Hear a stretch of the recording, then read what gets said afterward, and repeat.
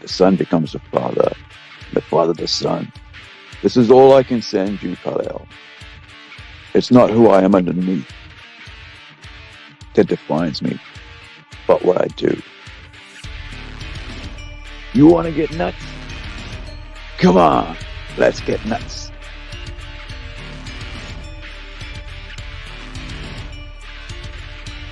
Just because someone stumbles and loses their path doesn't mean they're lost forever.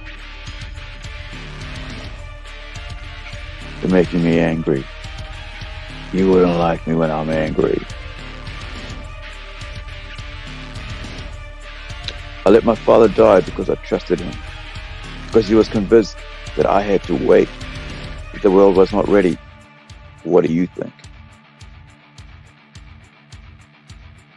With great power comes great responsibility. Yeah, with great power comes great responsibility. And I have the responsibility of promoting our comics on, and telling you about what we're doing and what's coming out and how we're going to bring them out and where we're going to bring them out and what they look like, so that we can actually have your backing for them, have your support, and have your, what they call commerce. And I was just on Niobe's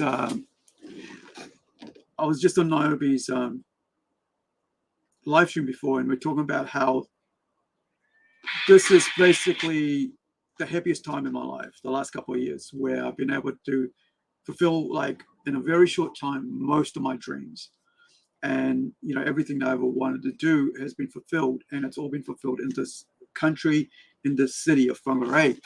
I mean, I've studied elsewhere, I lived elsewhere and stuff, but here in Whangarei, I've really enjoyed my time.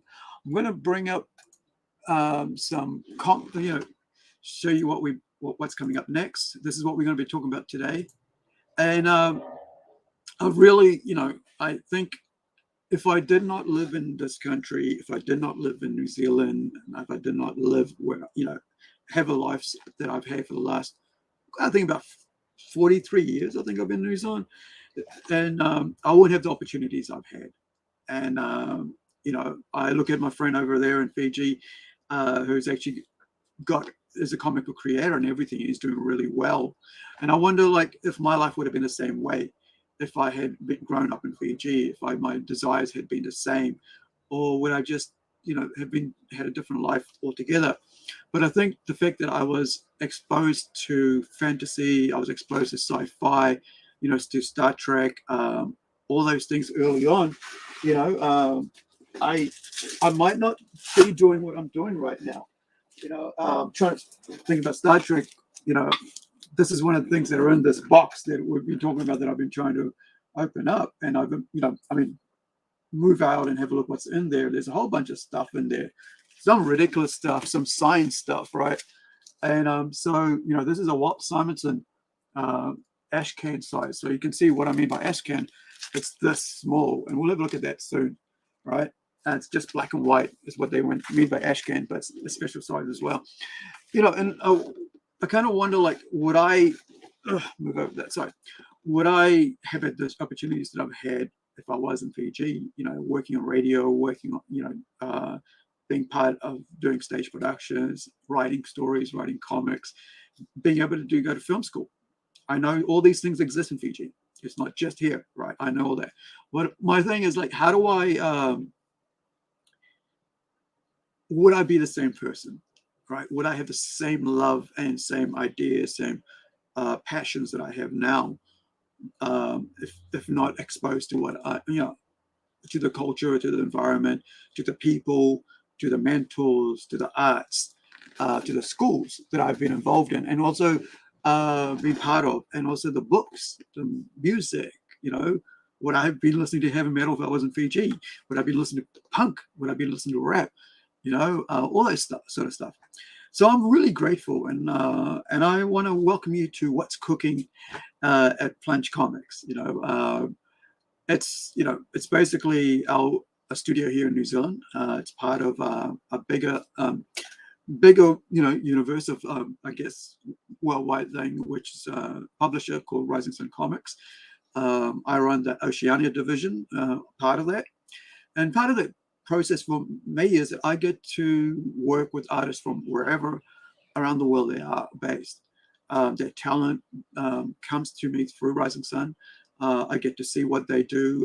If it fits with the story that I'm telling, then I'll go, okay, this person here, that person there. And I've mentioned this before. So, so one of the things, I'm going to just put this up because I can't see where I'm supposed to put it in like screen share. So this is the latest comic. The the link is in the chat. It's available for $2.99 in black and white. Now, the reason I say that it's in black and white is because we're doing a color version for Kickstarter, right? With all the bells and whistles, variant covers, trading cards, posters, that'll be all coming out. But right now, we're offering, and we've been offering it since Christmas, a full comic book just in black and white. So you can actually buy a cheaper version of it. Not that it's cheap, like the quality. I mean, it's not a cheap quality. It's exactly what we're going to put out there. But when we put it out there on Kickstarter in print form, it'll be in full color. And I'm going to show you some of the color palettes that we've been looking at doing, because my artist, my colorist, I should say, and artist Francisco Conti from Italy is the one, as far as I remember, is the one who's doing the line work and the inks. And so, we're going to see this, right? This in color. Right now, if you go and, buy the comic book now, it'll be in black and white. You get this amazing art, but it'll be in black and white, like, like this. Basically, this Walt Simonson book, right? That he wrote and did the artwork on from I think it was 2006, no, 93, right? For Top Cow. So it'll be a black and white book, right? And so just like that, just as good quality art, right? You're going to have a full 28 pages of, 28 pages? Where is it there? 28 pages of, let me just get that right. Yep, 28 pages of full art and story, 36-page comic book with extras. So you get a look at, some back matter, some biography. Also, when we put it out, on Kickstarter, I'll have a page of thank yous to those who have backed us, as we did on Incredigo. So Robot Nation, is our next one coming out through our own a Kickstarter page, which is NATION Comics, if I remember right. Let me just pop over there and have a look, making sure. Because, the studio is called, Plunge Studios, but the comic, the company itself is called Plunge Comics NZ. So, and let me go home. So, we're gonna put it through us here, and we're gonna offer it to you in full color, because I mean, there's a magic that is part of black and white, but there's also a magic that comes, that vibrancy that comes with full color, and I'm like anybody else, I love that as well, right? So we're going to be putting out the print comic in full color, digital, black and white. Now I'm going to pop out here and show you some of the what Hugo, the options that Hugo's has come up with in the way of like what we're gonna like looking at the color palette. And right now, we each have our favorite. All right. And so you've got this one here, and this is the new header, because like the other header was a bit raunchy for Kickstarter. So Kickstarter basically said, hey, can you change the header around a bit? So I said, okay, cool. So decided to do this one here. This panel, it's a single panel from the comic, from one of the stories, right? Because you get two stories. So there's this. This is cover B. No, sorry, color palette C, color palette B, and color palette A. So there's 3 different styles here that that we're going to look at. So let's have a talk about this. For me personally, this stood out, and the reason for that is just the tone, right? What is that called? I can't remember, the hues, right? Is it the hues where, like, like the color variances between the palettes? Like it's got grays, it's got light browns, it's got dark browns, it's got like yellows, it's got green, it's got gold, it's got gray, and it's got white, and it's just this beautiful sort of palette that for me, it popped out. Because I was going 1, 2, 3, right? Because it was offered ABC when it came through on an email just this morning, but I only got to it at lunchtime today, and that's when because I was up all night working and doing stuff, right? So it's really cool to see. Let me put myself down, right? To see when you have a really really cool colorist, and whatever we pick from, there's 3 of us, right? Because there's Francisco, there's me, and there is each one will have our favorites. But at the end of the day, it's gonna be like probably if we all have one each, right? A, B, C, we're gonna have to get somebody else to go, hey, what do you got? What do you think? Just be the tiebreaker. But to be honest, I don't mind which one works. I mean, because at the end of the day, whatever feels right for the story is fine. Because I could use this one story because there's 2 stories in this one, or I could use this another story, right? And so on. And so you got these 3 different color palettes that we're going to use for the color version for Kickstarter for Robot Nation #1. Now, if you're just checking us out, and if you haven't been here before, please hit that subscribe button. We'll really appreciate it. Help us, get noticed amongst the other podcasts and stuff, because we are new to the game, right? I mean, I was talking today to Niobe that like I was actually on YouTube around about 2007, or could have been 2008, just prior to when I could no longer stand up, right? Where I was like be in my my 3-bedroom house in Auckland, and I'd be married at the time, and I'd like on my day off, I would go home and I'd do a cooking show for dinner because my wife would be working and she'd come home to a beautiful lavish dinner, and so because I'm a trained chef, as you guys, if you don't know, that's been my other part of my other skills, right? Learning skills, 2 years in that. Actually, I think it was like 1.5 years because there was like entry level, and then you had a second bar, first bar.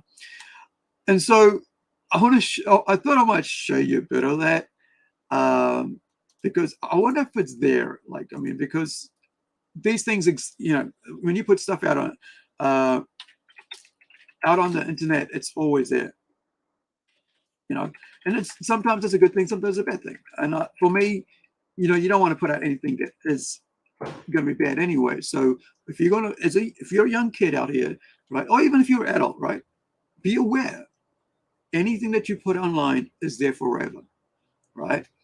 I'm actually grateful that a message that I put out a few years back is deleted when I deleted it. Maybe the Wayback Machine could find it, but I wouldn't want that one to think it was something that was sent to my family and not to anybody else, family and friends, sorry. So it's called No Fear Cooking with Aru. I think that's one I did. And then something like someone's got like No Fear Cooking with Chef a Shop. This is like this is me, the first episode on my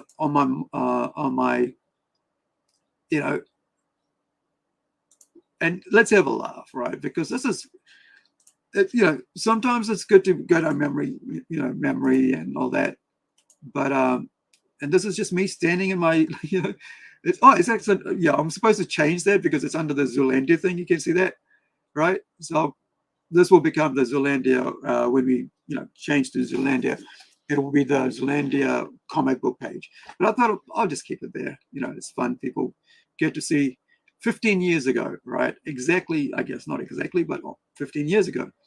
And the recipes there and everything, and it's the Facebook that probably doesn't exist anymore. But this is part one. I think there was like a couple other parts to it.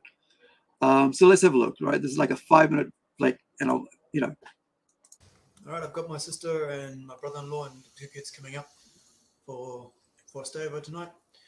I'm going to cook fish, as I said. Just scale down, cleaned up the fish. This is all the way from Fiji. It's great fish, you can see. Nice round fish. You can use any round fish. I'm still asking you, right? This, maize, fresh fish. Well, it's frozen fish when it came from Fiji, but I mean, it doesn't smell. Would you believe it? So strain the water out. Now, what I'm going to do is just off my laptop's webcam. webcam. Garlic, ginger, red onions. That's the house I used to live in. That's my house, and we're looking to buy it. And also celery. And then had a car accident, right? Now what these are is a flour. You know how the stalk comes up and there's a flour on top. Well, they cut off the flour, cut it from the bottom, and that's what you've got. Beautiful, nice. You can use that on the barbecue. Tastes great. Bit of oil. Voice just fell down. Pepper. All right, so I'm going to mess all the stuff up, cut it up, put it in there. And the other thing we're going to do is one thing, the reason I bring this up is that if you're afraid of doing what you want to do, like especially do podcasting and stuff, don't be. Yes, it's hard. Yes, it's time consuming, but you can work around that. Like I did that 15 years ago, and see how bad it is. I thought it was well lit, but the camera is coming off a little tiny friggin' thing on I think it was like a 4 gigabyte RAM. Now I'm on a 16 gigabyte RAM, right, on a custom desktop, and it's just sitting there on my freaking kitchen bench, and I am, trying to, doing what I, what I'm doing 15 years ago, and I missed that t-shirt, long sleeve is FBI, one of my favorite hoodies. My wife used to wear it all the time because she liked the smell of it and how comfortable it was, because she could always smell. I'd be wearing it, she would like always wear it. But the thing here is, this is our kitchen that that was supposed to be our home going forward, and things change, and you got to move with that. And I was just thinking, like, in the way that 15 years ago I was on YouTube, and I made maybe about 10 videos, and that was it. But if you think about it, if I kept at that, I could have maybe not, like, who knows? I could have had 100 followers right now. 100,000, I mean, like, or 1 million or whatever, 2 million. We don't know all these things. But if you don't take opportunities in life that that you're given, or if you just don't step out of your your comfort zone, and you think that you don't have the time, you don't have the you don't have the voice for it, or if you're not like if you don't feel confident in it, nobody's ever confident doing anything. I always say about how first time I spoke in public, I cried. 15-year-old me was crying in front of all my classmates, not all my classmates, all the other speech, people who were giving speeches. I cried, and I didn't speak in front of people for about 3 years or something like that, or 4 years. And by that time I was like about 20 or something. Must have been around about 20 by the time I actually spoke in front of people. Or was it like 19 or something like that? So, but here I am 15 years ago, after that period, right? Just in front of everybody don't know who's there, don't know who's watching. I'm doing it to YouTube 15 years ago. And the last couple of years I've been wanting to do it again more and more. But like with COVID, we started doing a lot of like Facebook interviews with local creatives, being on podcasts with other people around the world. And even then I was like, this is really time consuming. But look, if you have a voice, if you believe in something and whatever, I don't care what it is, and you want to add to that, all you got to be is confident about that. And after a while, you get used to it. Even if you're like stumbling through it, people just like your authentic self. If you're honest and you're authentic, people just like that, right? As long as you don't fake it, people will appreciate what you're doing. And they don't want a professional thing. And as I've learned, right, people don't want a studio setting. they want to see you in your element, who you are. And that's what I want to see. I don't want to see a studio setting. I mean, if you watch TV forever, you're bored of that now, right? I mean, if you spend 30, 40 years of your life watching TV, interview shows, it's all polished. It's like 5 minutes of this friggin', box pops, and, they come on and promote the shit and they walk off. However, if you are talking about what you love or what you're going to do, people appreciate that, and people want to hear that. People want to see who you are. People want to know that, because they themselves want to be part of that. They themselves feel like, I wish I had that confidence. But nobody has that magic confidence, right? It takes years and years of getting there, but all you got to do is start somewhere. And that's like, when we started doing comics, like 13 years ago, something. Really, actually, no, it was 15 years ago. I think 15, 16 years ago. It was like, is it really gonna, I mean, like, I saw my peers, right, at that time, contemporaries who were doing Mark Silvestri, who I wanted to be like, right, the artwork, I would love to have that sort of artwork. People like Garth Ennis. I wanted to be like Garth Ennis, hardcore like that with my storytelling, and that's what I'm doing. We're putting up mature comics because I don't want to best be someone who just writes for young kids, even though I love that, because I enjoy those books when I was growing up. So why don't I create something like that for the young ones as well, which is incredible, right? Which is this little darling here, right? So that way I can offer, and we can offer as a studio and through Rising Sun Comics, that beautiful, great superhero character to all ages. However, I can then pop over to, like I said, I can pop over and we can offer, something like this book, right? Where it's a bit more mature. It's for older readers like myself, and not as old as you, right? Just someone who's looking for a bit more mature content, but that's not out there, like sci-fi, horror, with relationships with family and stuff like that. Because I think and I've talked about this before, right? There's escape, and there's a long, we had a 3-hour conversation with myself and Rexelian last week. Didn't expect it to be that long, but it was really, what's going on? Kicking something, right? The table and stuff, and it's moving there. Sorry, my bad, guys. Apologies. There we go. Let's get that right. And so it's basically, talking about why, why people are moving away from mainstream comics. And that's because it's a never-ending cycle of crossovers, a never-ending story of people juxtaposing their own self into it, self-inserting themselves into it, whereas why is manga doing so well? And so I kind of like, I am also a manga fan. So I realized through the conversation, I don't really think about it beforehand, because a lot of times, I'm learning as well. I never stop learning. I've always, like, during my smoke breaks, like they say here, your tea breaks, I'm out there reading a book while I'm working. I'm reading a book about biographies, fiction, fictional things, history, and all that. All the time I've been years working, because life is a journey, right? As they say, it's like cliche, but it's a journey. It's a journey of learning. It's a journey of creation. It's about developing relationships, ending relationships, picking up again relationships, creating legacies, whatever it is, children, family, whatever it is that you decide to do, you pick it up and you run with it. Hey, you might fall, like I've done many times in my life, right? Seriously, like many times. I even got scars to prove, so whether actual falls, right, all over my head, and all my arms, skateboarding and what have you. But you get back up again, because if you don't get back up, how are you gonna like do something more? How are you gonna learn something better? How are you gonna learn how to do it more? And I think the greatest things about us as human beings is that the journey. I'm 50, right? 50 and a half. I'll be 51 in May, right? Which is like what, 4 months away. I never thought I'd get there. I thought I'd be dead by 25. And to be honest, I tried, to do that.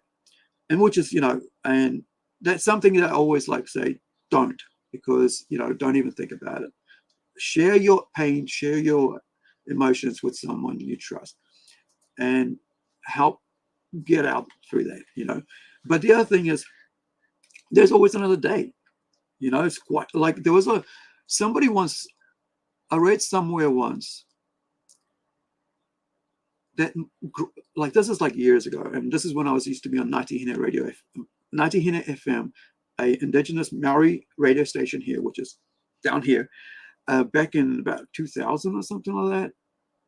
And when I was reading a biography about the guy from Crossing the Switchblade. If you guys know that, it's like, because I have a religious background, right, in Christianity, and born a Hindu, right? But so if for you guys who don't know, let me pop out here and show you what the Crossing the Switchblade guy is, right? So it's a movie. They actually made that into a movie from their biography, and it's very famous actors in it, right?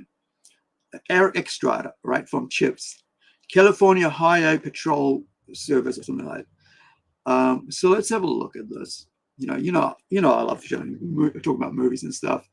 As a former filmmaker, film student, right, and short filmmaker and all that buzz. There we go. Bring this up. And so this is about one person. And then I was reading the biography about the guy who actually was a priest, pastor, and this pet. Hold on, let's have a look. Right, so this is about, now I'll actually get the actual author of the book, right? Because I think the character Eric Estrada plays, is a real person here, right? So that, while I'm finding that, let's watch.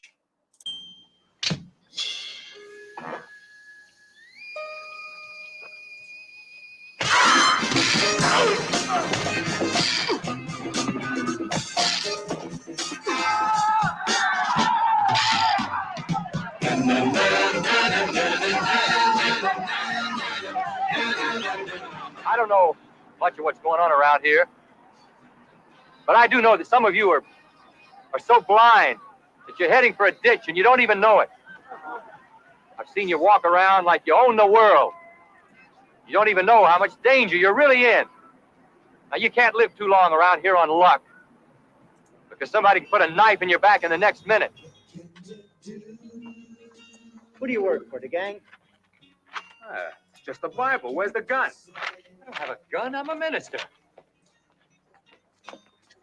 Where do you start to begin? I want to stay! I want to be a devil! That's why I'm here. God sent me. I got your life right in my hands. I can take it away, or I can give it back to you. Hasn't there been enough killing and cutting?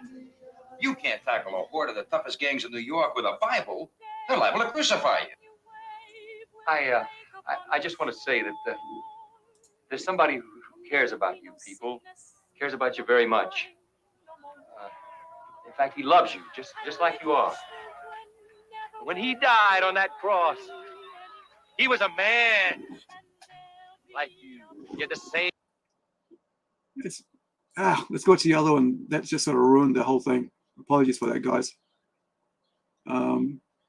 Excuse me.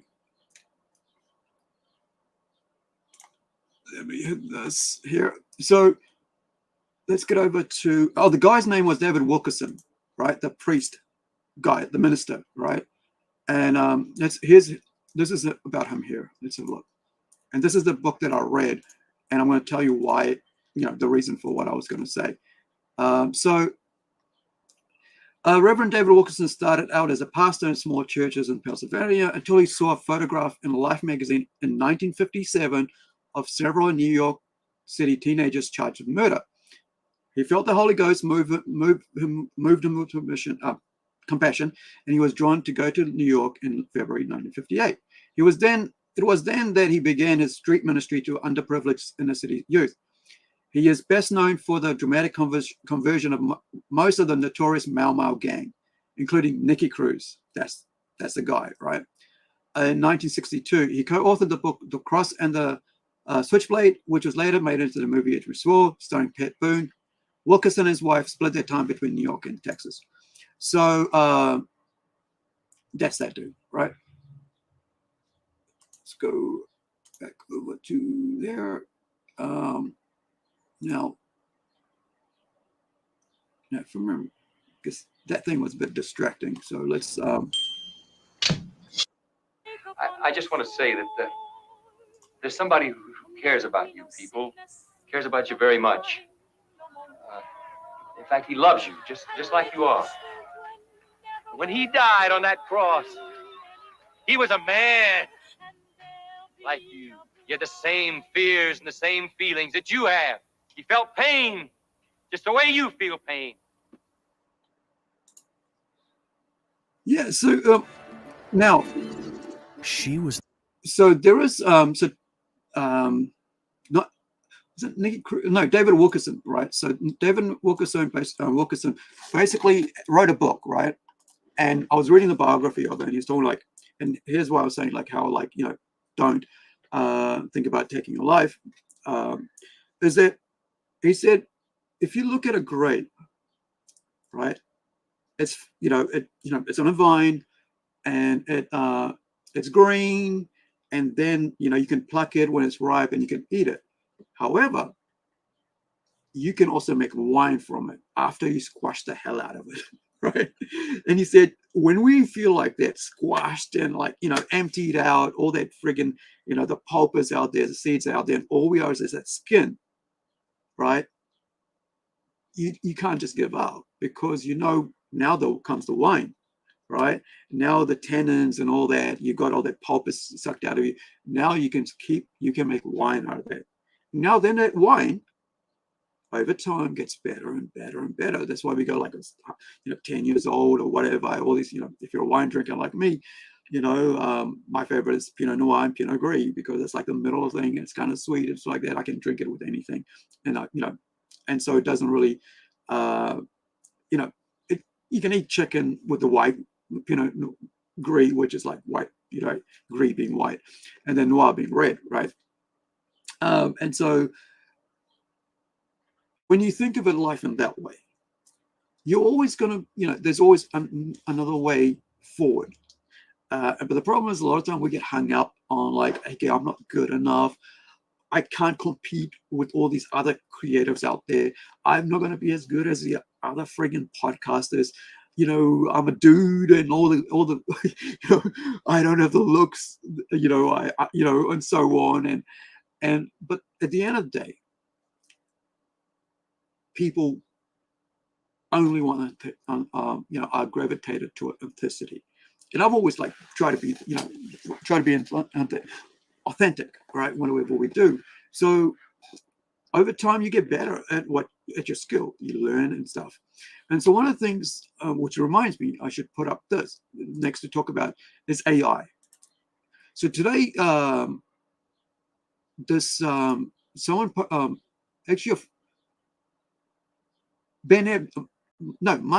Emmett, a Kiwi comic book creator who's we talked about on the Kiwis and comic books, who's now living in Ireland, who got a deal with Scholastic for his awesome comic book, This Land, right? The series. I gotta get the freaking trade paperback or something. So he shared a post, and now let me go find it. And where are you?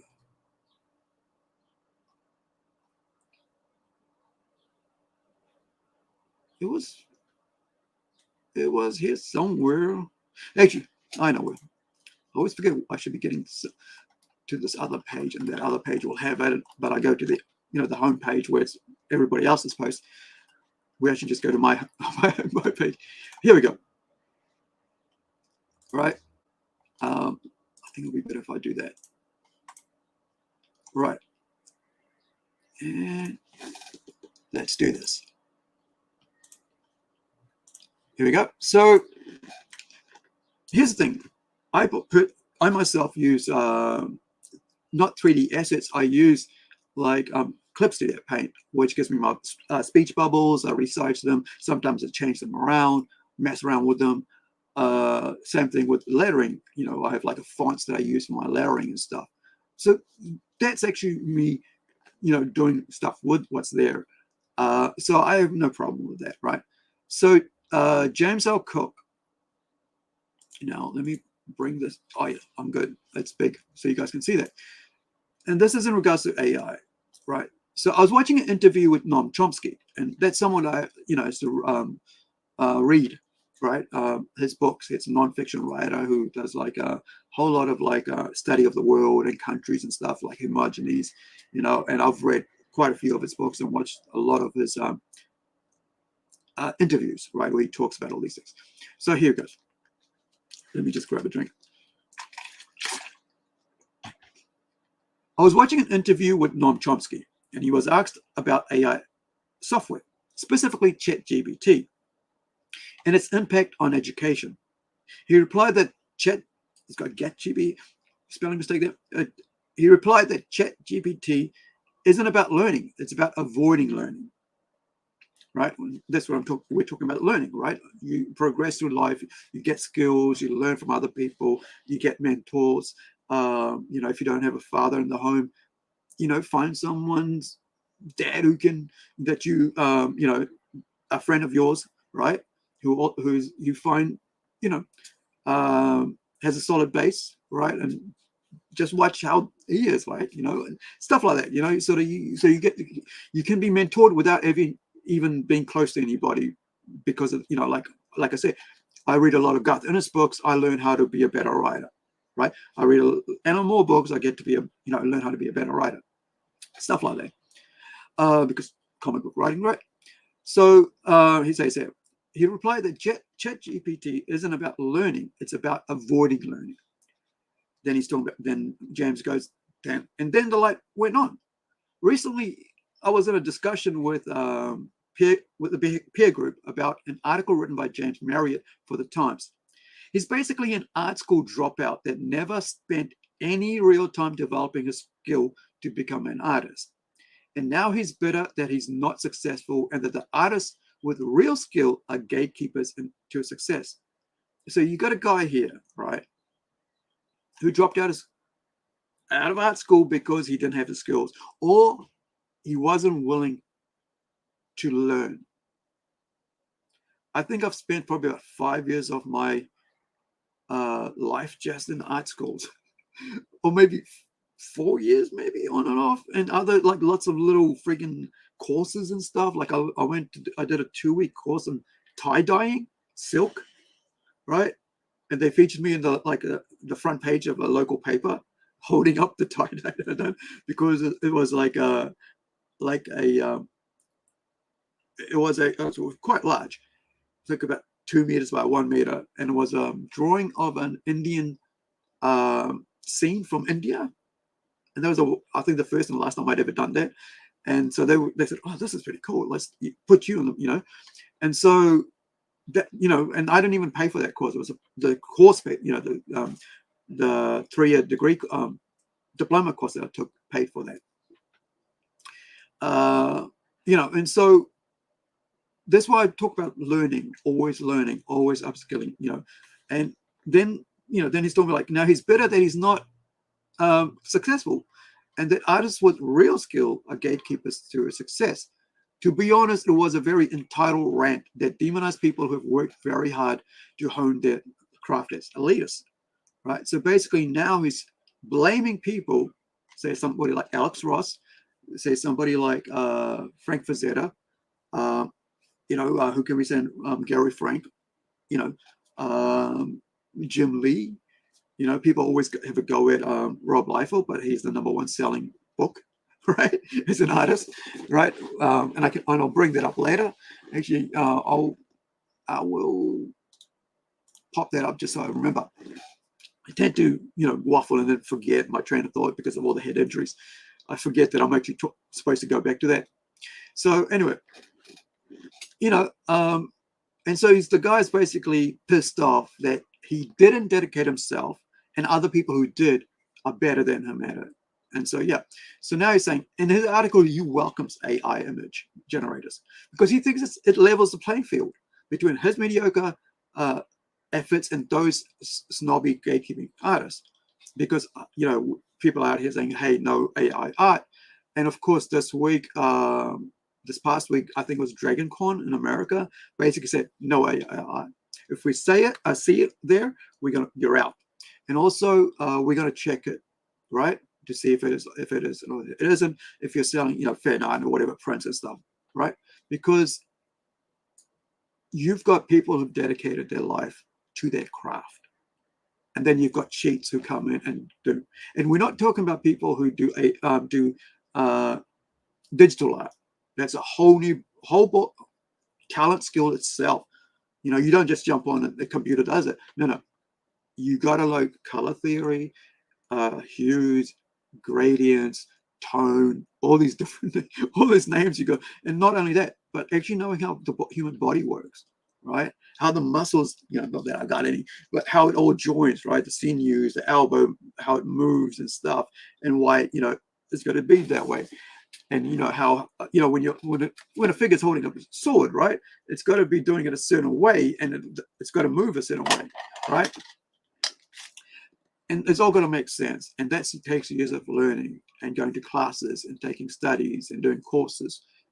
But, you know, but in his article, he welcomes AI generators because he thinks it levels the playing field between his mediocre efforts and those snobby gatekeeping artists. Now, and that's where the connection hit. You know, it's almost Chapman. Chauncey. Excuse me. AI image generating isn't about making art.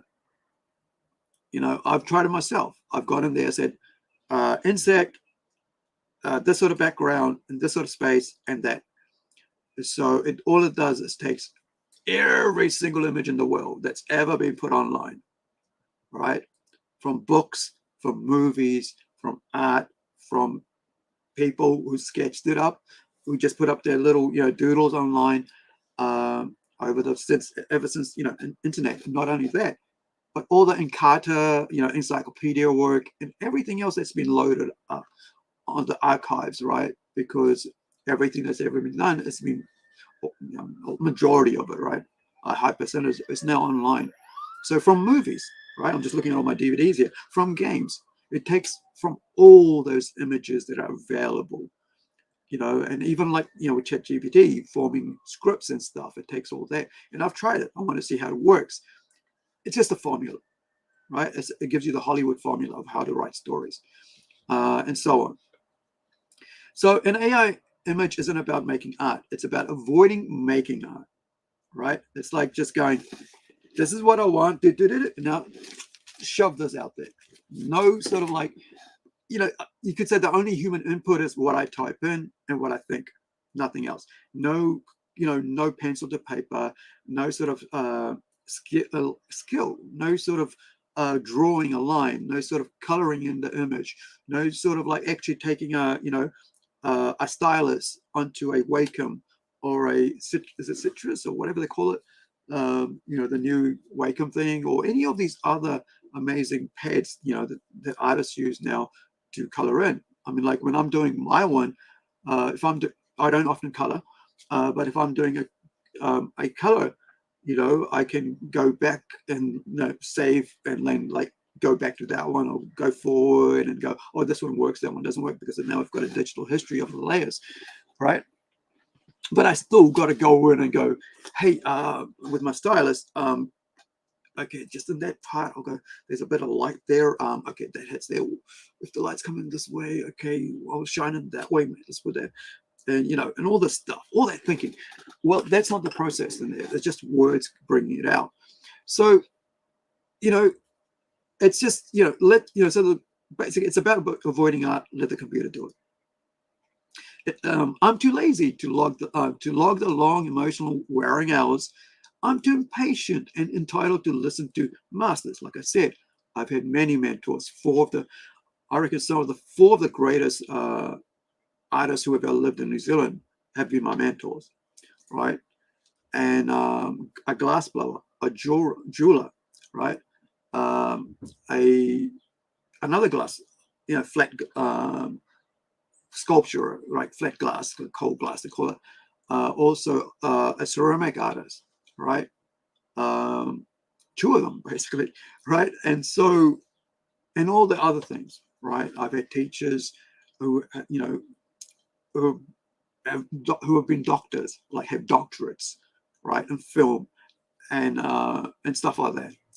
It's all these masters of their craft, and you sit under them and you learn from them, and then you go and do your own thing.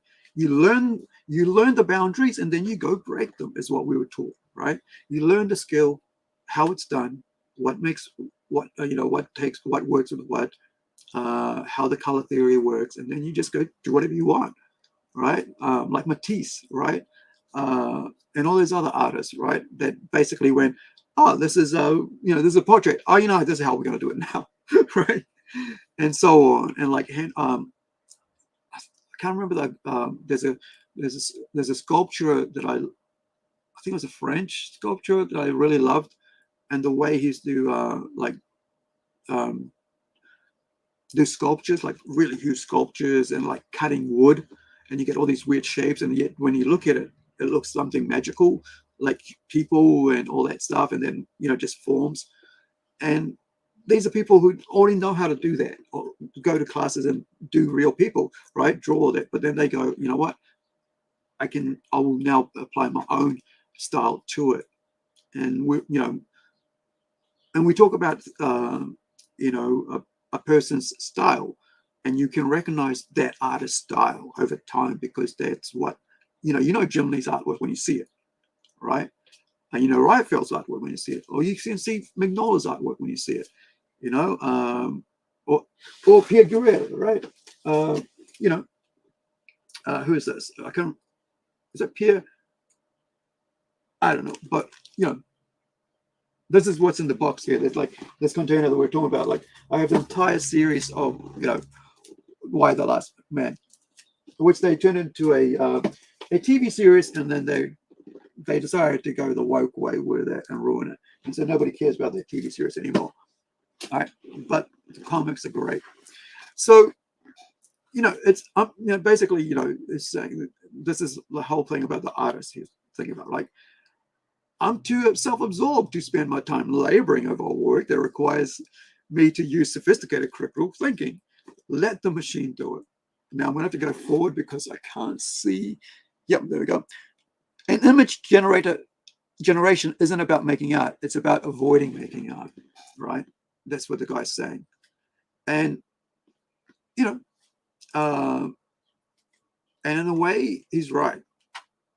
It skips all the years of learning to be be a better craftsperson, be a better artist, be a better sculptor, to be a better jeweler, to be to be a better glassblower, and all that stuff. And I can you can just go, you can look online and go, who's the greatest top 10 glassblowers all the time, and all that stuff. And man, as someone who actually held glass in my hand, glowing, 500 freaking degrees with only this much paper, there, and I've got a scar over here because the pipe, I missed things, and the pipe, basically hit me in the, in my rib, right, and burnt the freaking, the skin, or but I didn't stop. I still went and learned. I still carried on, and because over time you hone your skill as an artist, you get better at it, you get your own style. And that's something, I actually wrote about that, because and here's what I had in reply to that. So this is all it comes down to AI art, right? As someone who's multidisciplined, all right, what I mean is I paint acrylic, or I can paint, but I haven't recently, acrylic or oil. I've actually have oil paintings that are all over the place, might even be around the world, I don't know, or acrylic, right? That have been gifted, that have been like swapped with other artists, as well as my glass, as well as my ceramic sculptures, right? They're all out there. Even my clothing, right? Even my clothing label clothes are out there, you know, over that time. And, you know, even like my my drawings of Wolverine are out there in the world, right? So here, let me see. So, right, backing up here, excuse me. As someone who's multidisciplined and has worked with so many materials, not to mention being taught by many masters of their craft, right? And I just mentioned, right? From glass blowing to oil paintings to design and comic work, right? Because I'm looking at everybody else's and then realizing that, yeah, I'm better at chibis than actually doing, you know, stuff like I showed you before, and I'll show you again in a minute, you know. And I'll let those, you know, those people who are better than do that. And I'll just go to what I'm skilled at, which is writing, because I've spent like, you know, over 20 years of my life dedicating myself to be a better writer. You know, I've written every single week of my life for the last 20 odd years, right? And even, you know, even when I was at school, I always felt like writing was for me. You know, I spent 3 years at film school, and I was still writing in my own spare time at home, or wherever I was. I'd be writing. You know, I used to have what they call a PDA, which is like a little is it Canon? Yeah, I think it was a Canon. I like a little tablet, and you just like, you know, with a stylus you write in there, or you can type in. I'd like, you know, until it broke, I used to just type all that in. And then one time I stopped, you know, because I already had a cell phone. I'm just sorry, I already had a laptop and a cell phone at that time. I just swapped the PDA, and that was it. And that was around about 2010, I think. And so I haven't had a, you know, PDA. But then, you know, you've got all these other amazing tablets. My mum bought me actually a you know, Samsung tablet until that died, you know, for after 3 years. So, you know, getting back to this thing, actually, I'll bring that up because that way you guys can see what I'm looking at as well. All right. So yeah, so not to mention learning and researching spent to learn from past works, even going back as far as tribal times when it came to creating my very own ceramic style. And I'll show you in a minute. I'm sure the AI will have been using some of what I and my fellow creators have posted to either inspire and promote ourselves over the decades of being online. None of us thought one day it would be used by lazy people to make themselves look just as good without spending as much time to get better at their chosen field. Now, with that in mind, I'll show you what I mean by, you know, what's been out there, right? And what I've put out. And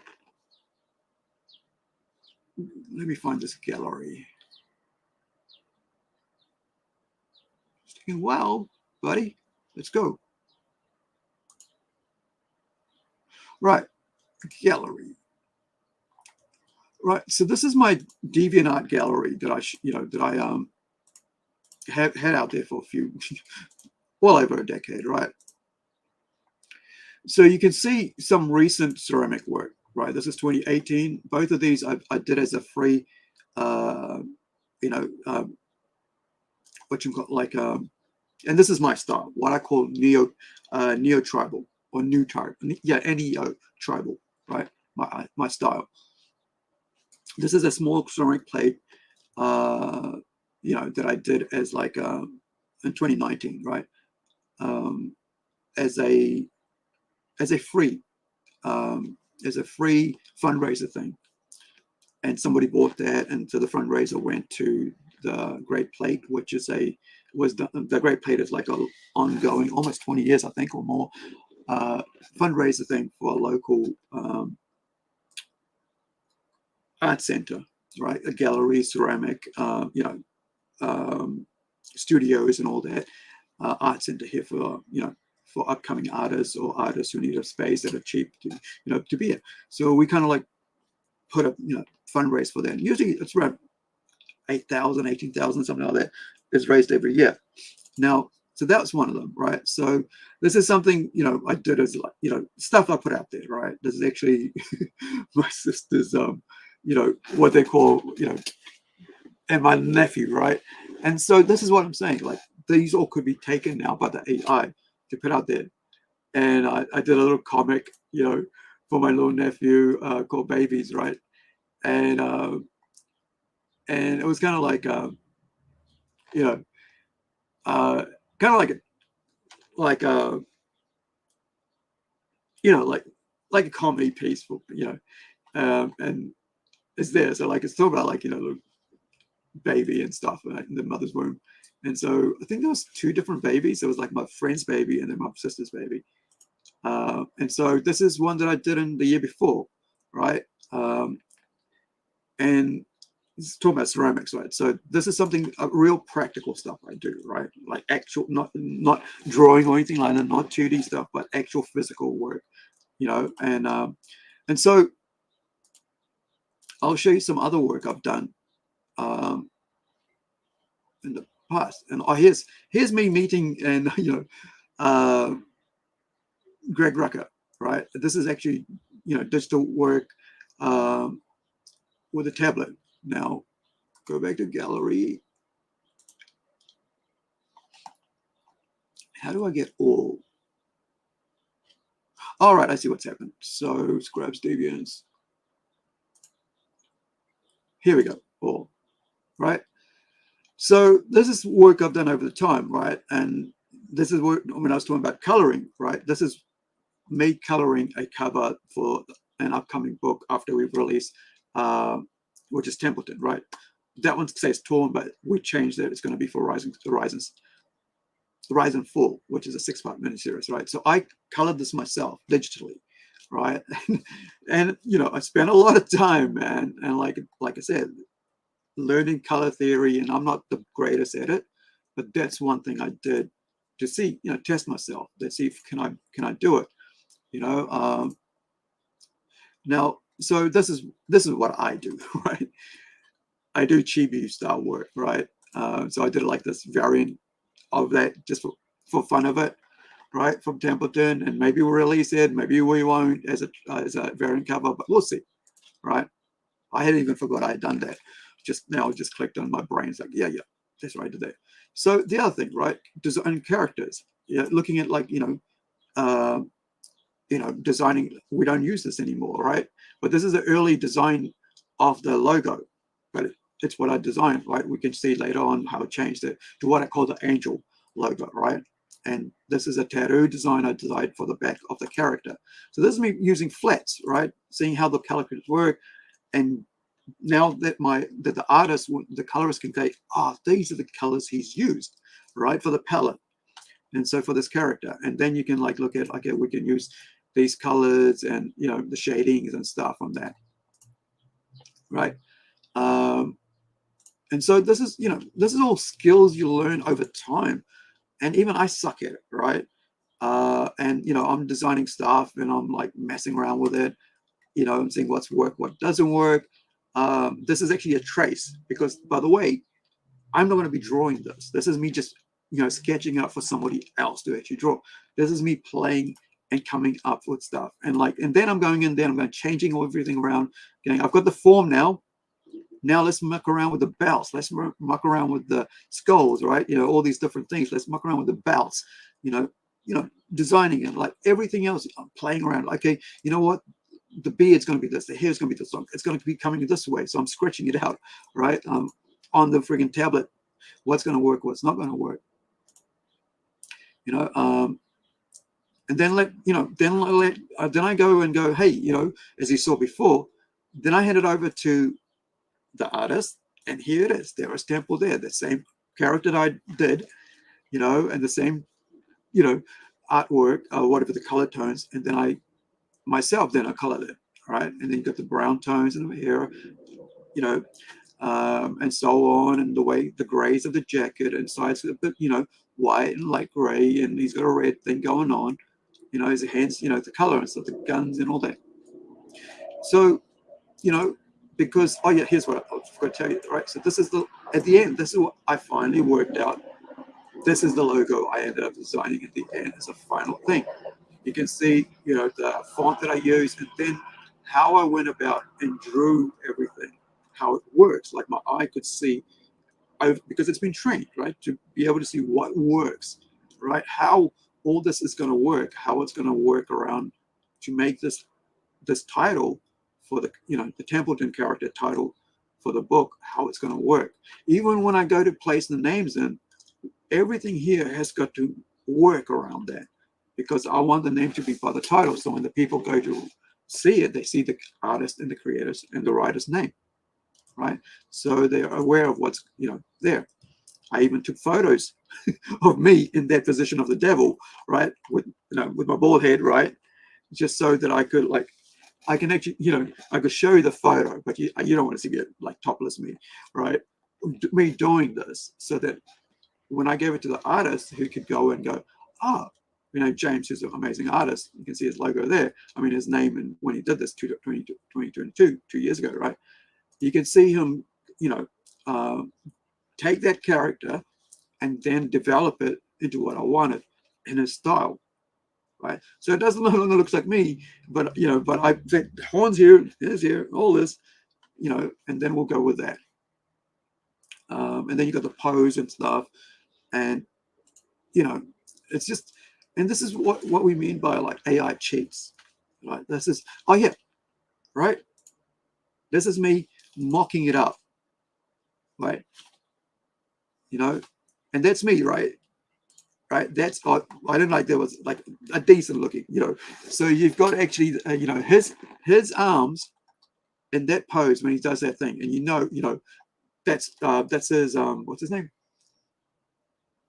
Orton, Randy Orton. That's Randy Orton body with a Maori actor from New Zealand, his face, and of course I always forget her name, but we'll find her soon.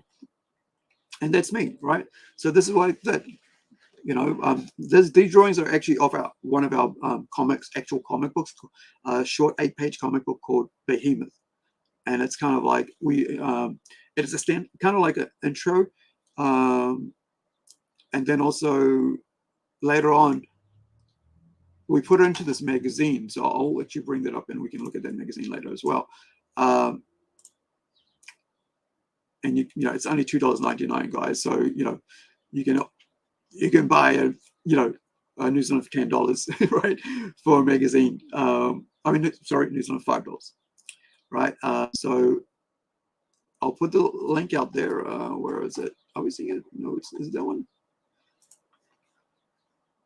What shall I search for? I always get things.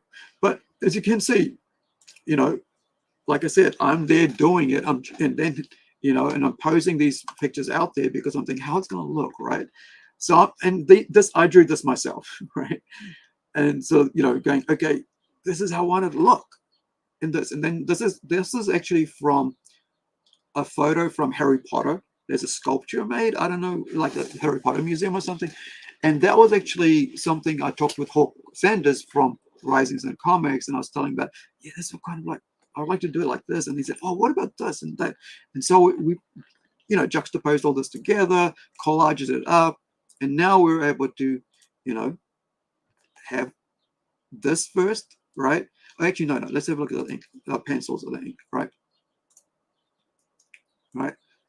So from that, James does this, and we're still talking, What's Cooking with Plunge Comics, because this series, the first issue has just been completed, right? The artwork's just been completed. It's a 22-page, 22-page comic book. I think it's a 36-page comic because you get all the back matter and stuff. But you can see, right? Exactly what I wanted, right? Like the pose and everything, the guns, the people at the bottom there, Sangyum, that's the name of the succubus here, the wings out. And this is a master at his skill, at his best, right? And he's still learning, right? Because none of us as creatives ever stop learning. We're always trying to hone. We're always learning from each other. We're always trying to get better, right? And no artist that I know will say, oh, I've arrived at the top of my game now, right? So you can see even the breastplates here, and also the belt around there, and the bikini, metal bikini, because he's a succubus, right? That's the reason, right? And so, she's also got her own weapons and stuff, and so on.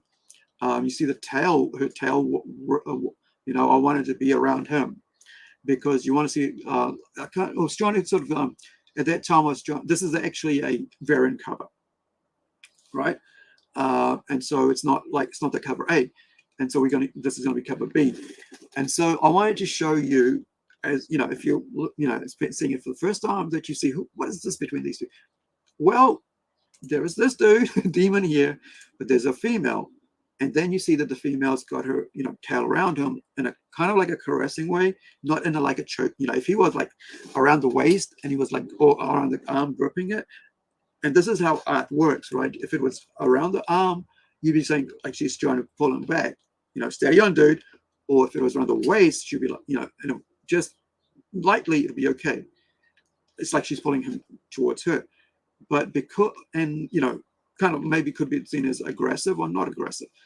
But now it's just around him, not even touching him. See, this is what I mean. So, because it's not touching him, that it's not aggressive, and it's not actually, kind of like more, passionate kind of thing, in that sort of emotional type of thing. So it's just there, but there's a bit of something there, and this is what it comes with years of honing your skill and learning how, creating the setting and stuff.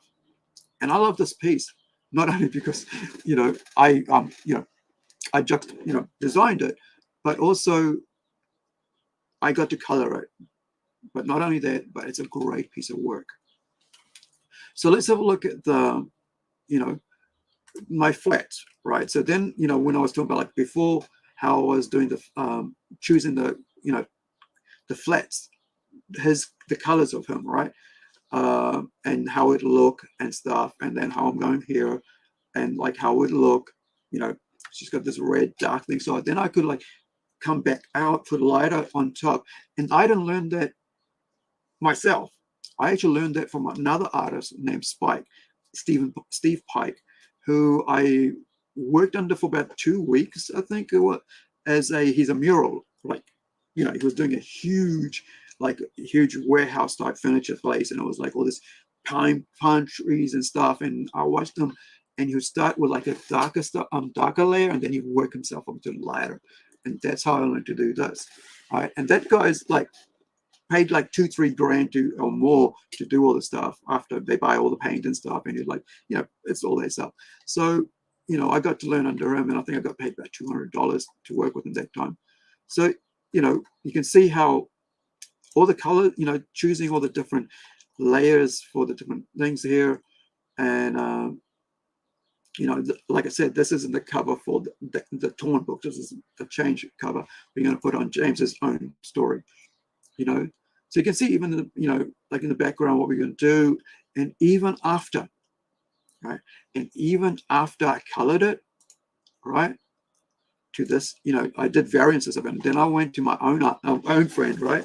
I went and I put on Facebook, and I said, hey, what do you think, right? Shane, out of Evans, right? I said, what do you think of this? How does it look to you? Is this the right color? All right, dude, cheers. Didn't see that. Thank you for hanging out. What do you think of that? Which one works better? And then I said, you choose that, and then let me know which one you think, and then with your eye, right? And then I said also to James, I said, here's 3, pick one, right? Because I'm biased. But now that I've been looking at about 20 of them, I think it was maybe about 10 variances. I don't know what I think is going to work, because all these things are just making me go crazy, because I in myself, it's just like muddled now. And so, so having them as professionals also to choose was great, And here's the other thing, right? So over time, this is what the character was originally, right? When we actually did it. And then, like, in 2018, I decided to change, or 2019, I decided to change him when I decided we're going to do another series, right? I mean, sorry, we're going to actually make him new and updated. The demon character stays the same. The look of him, of course, a different artist, right? And then this one here, and also this is colored by New Zealand artist, who actually went into, if I remember right, acting. Right, so yeah, so you can see there we still got he's still brown, light, tan, whatever, light brown skin, and he had the skull there, but now we've given him more, right? Changed it around a bit and stuff, and so his whole thing is different look, longer hair, and so on.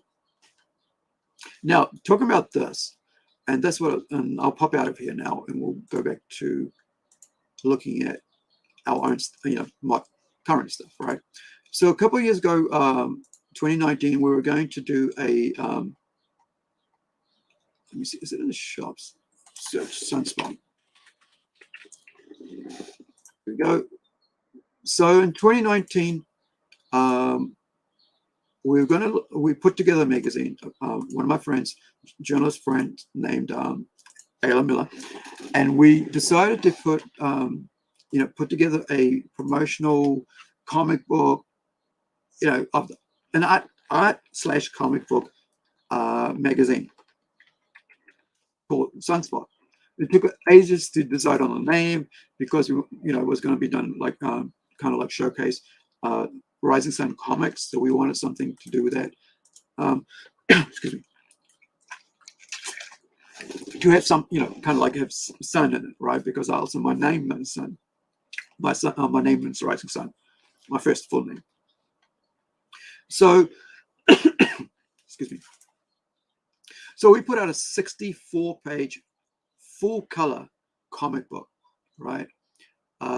So for mature readers, like it says, if I remember right, I think the cover on it says, "Hey Ross, how's it going, man?"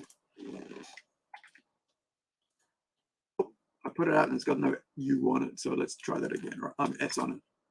Let's try that again. So. So this is basically available for, and the link's up there for about $2.99. A 64-page full-color magazine, like proper magazine side, right? Size of a, I think it's almost the same size as a New Zealand Listener, the older one, or a 2018 comic book. And in that, it's 64 pages. So part of that is like that 40 pages is just comic books from different artists, and they're actually complete stories. So they're not they're basically like short stories and strips and some really cool stuff. And in it is actually a 22-page comic book, complete comic book, #1 issue, right? For all ages.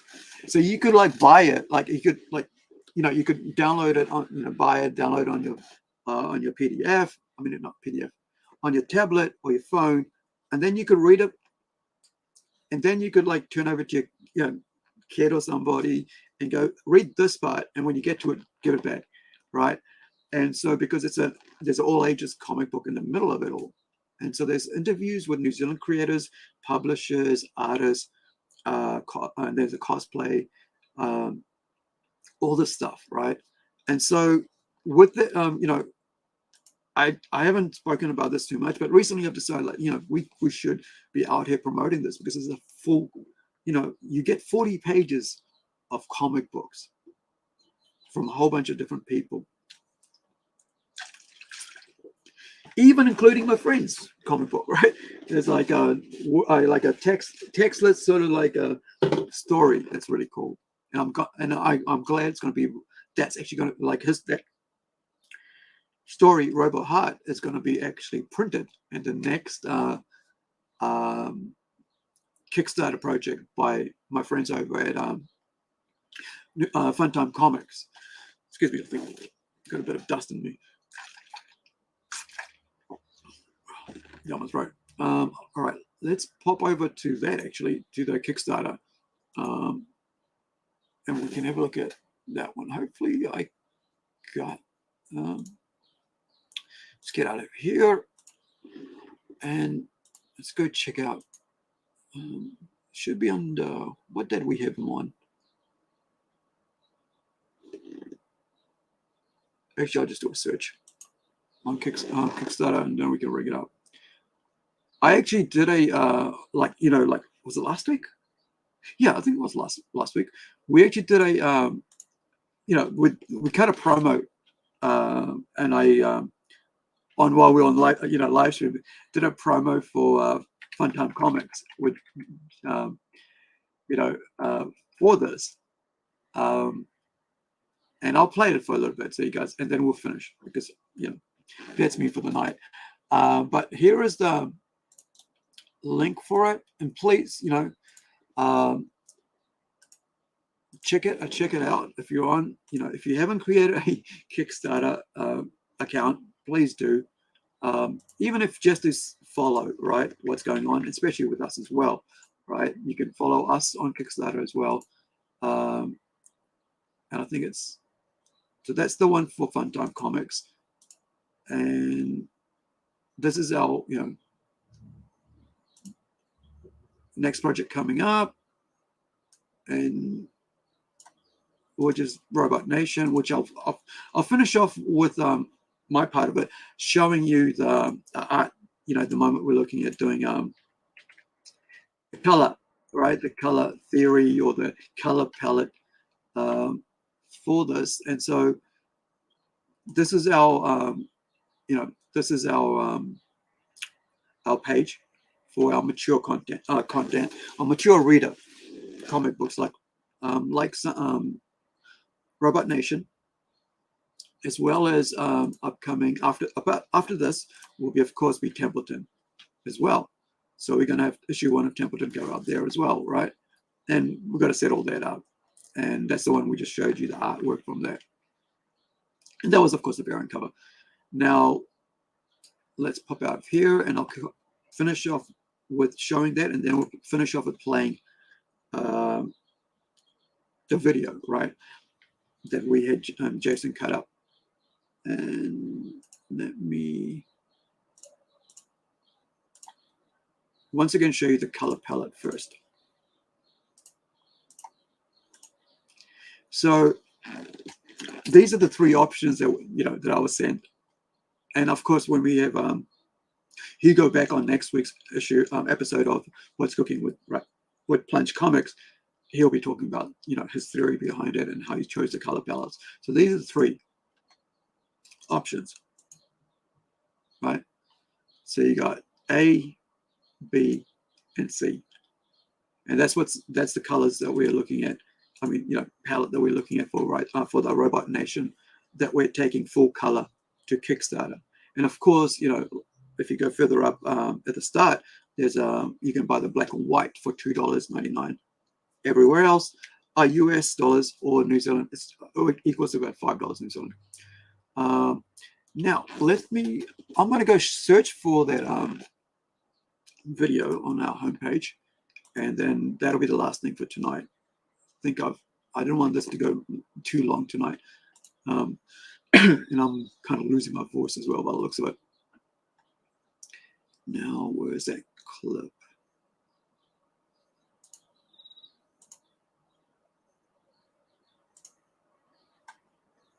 Funtime Comics. Is it under New Zealand?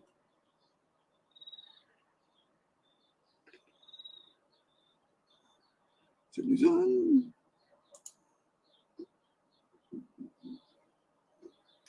Come on, you got to remember where it is. Where's that playlist? Comics, New Zealand Comics, and here we go, Comics. And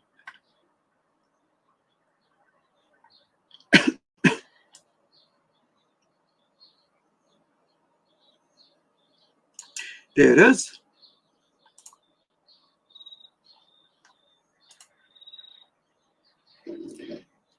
And we're going to outro with this, and please share the video and let people know It's there. Also, all the interviews that we've got coming, that are part of that as well. And next week we're going to have a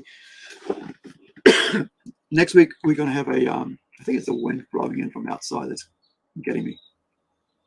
Could be hay fever. So that's the link there. There's the playlist.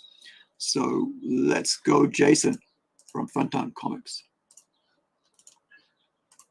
So I cut this up for him from the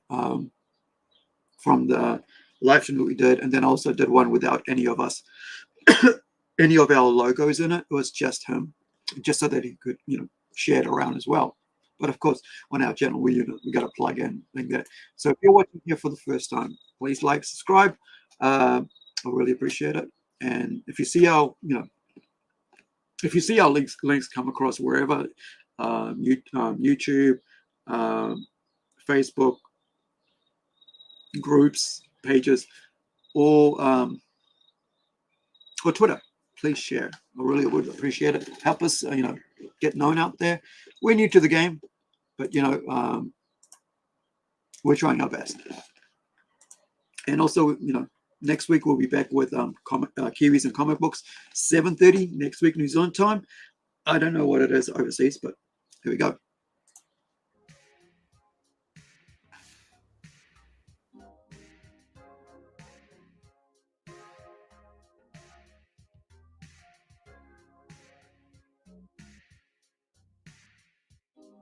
So Funtime Comics, New Zealand's longest running comic anthology, longest running printed comic book by far. That's some of the accolades that we wear. Why should you care? Well, Funtime is a grassroots indie comic anthology full of a range of eclectic short form comics, comic strips to longer form stories that are from a range of New Zealand comic artists and writers with some international guest stars. We feature deep dive interviews with the cover artist and with some of our other artists and writers, and we love to spotlight other indie New Zealand comics. So it's really just a real grassroots hub for discovering local comic content that's coming out of the country. So with our latest issue, 35, we've decided to go to Kickstarter.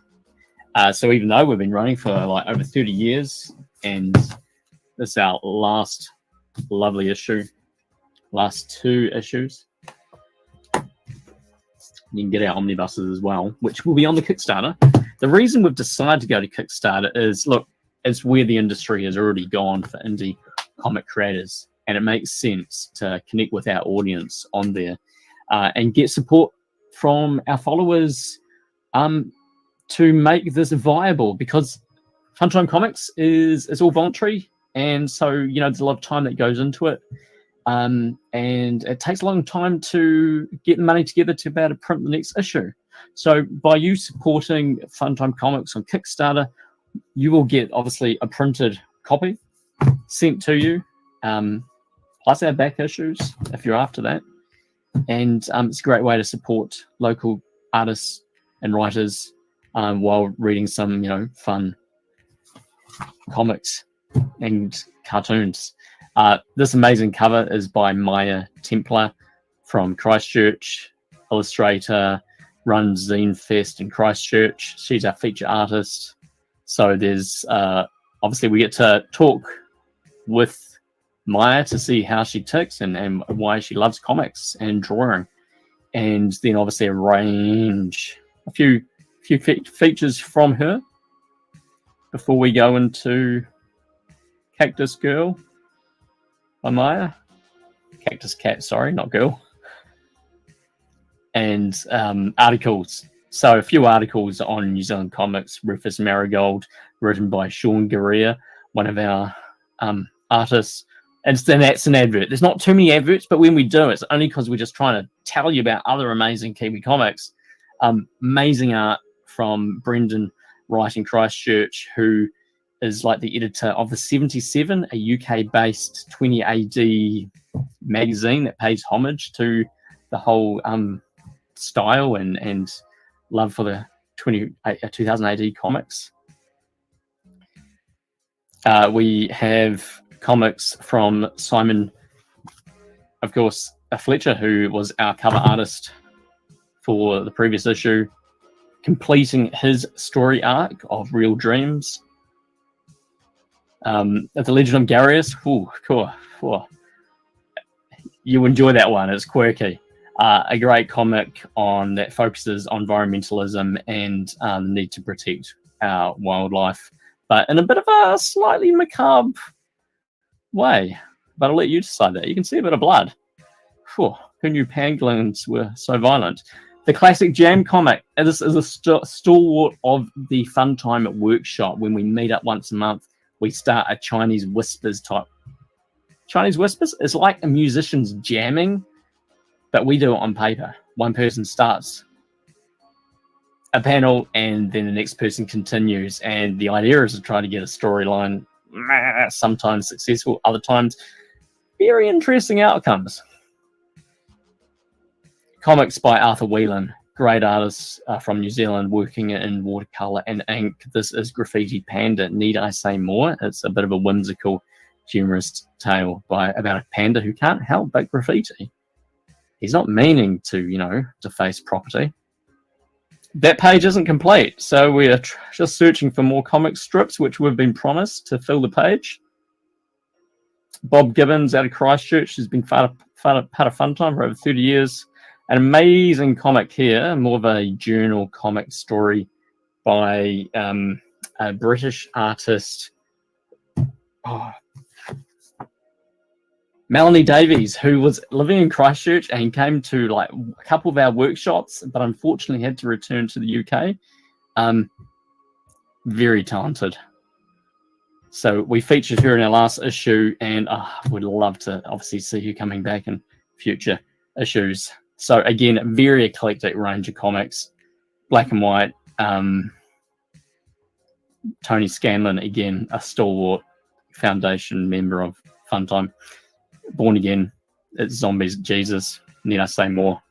So that's just a bit of a taste of what's in the latest Fun Time comics. I'm just going to rattle off some names because without the creators, we don't have a comic anthology, and it's a great way, if you know them, to really support your friends who love drawing and writing stories and communicating. So Maya Templar, of course, our cover artist, Melanie Davies, who I mentioned, Ryan Scott. We've got some great Slackman comic shorts in this issue. Simon Fletcher, again, completing Real Dreams, which has been told over a number of issues. Marie Charlotte Dern from Wellington with great comic strips and future cover artist. Bob Gibbons, Jay Skelton, Aaron Christensen with some more Beats the Kangaroo, Tony Scanlon, Karen Phelps, Matt Kelly, Tom Williamson. Actually, you know what? This is all the artists from the last issue. I think we need to do some updates. Matt Kelly was in the last one. Hey, Matt, if you're watching this, send me a comic. Richard Klingon, Arthur Whelan, Sean Garea, Nick Scarr, Jared Lane, Mark Barnes, Kiwi artist living in Germany. That's what's behind Kickstarter. Follow that link that's on this video. If you got your phone out, scan that QR code, and that will take you to our pre-launch page where you can follow the Kickstarter. And we will see you when we launch. All right. So there you have it, from the horse's mouth, as they say, right? Go check them out. Links in there for the actual video, but also the links over there, also for the this one here for the Fun Time Comics page. So thank you. Hey, Greg, nice to see you, dude. Yeah, it's getting worse and worse. I just realized my goggles have been always on the side, like you didn't get to see my ears, right? From the Zelda, was it League of Legends? Yeah, it's actually League of Legends. Sorry.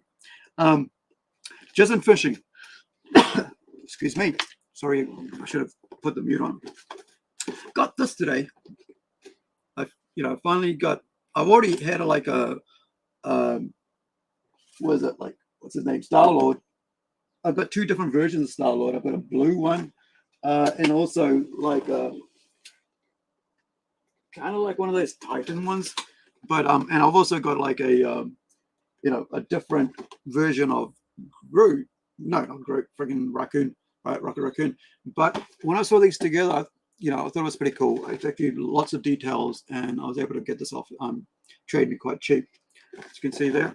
So I haven't even opened it. Arrived today. The other thing I wanted to show you is this. Just as we finish, I didn't realize I had this. This is in the box that I've been talking about. That's like, I've only been like not even a third through it.